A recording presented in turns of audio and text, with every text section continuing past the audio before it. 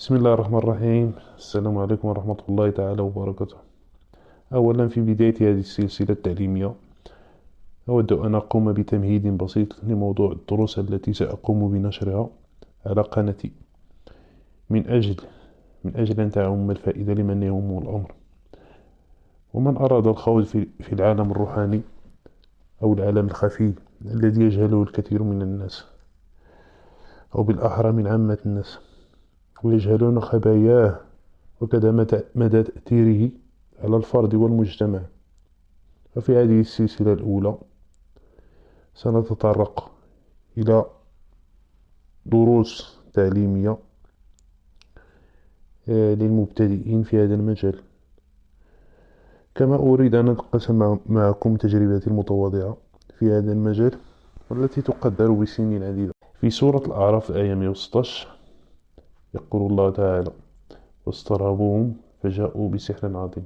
والله سبحانه وتعالى لم يضع كلمة عظيم إلا في سورة واحدة، وهي سورة نون، بقوله تعالى: نون والقلم وما يسطرون ما أنت بنعمة ربك بمجنون وإن لك أجر غير ممنون وإنك على خلق عظيم.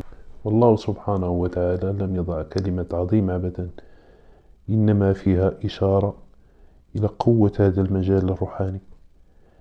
والسحر هو علم يجب تعلمه كالرياضيات والفيزياء والكيمياء. قال تعالى: إنما صنعوا كيد السحر.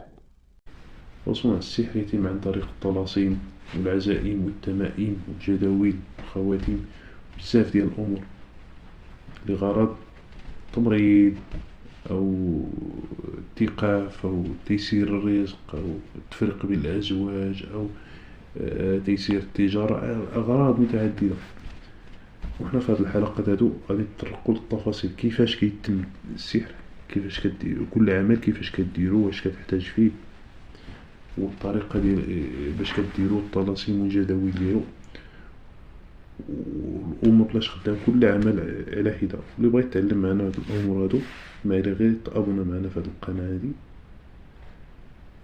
نكون بخير إن شاء الله، وشكرا.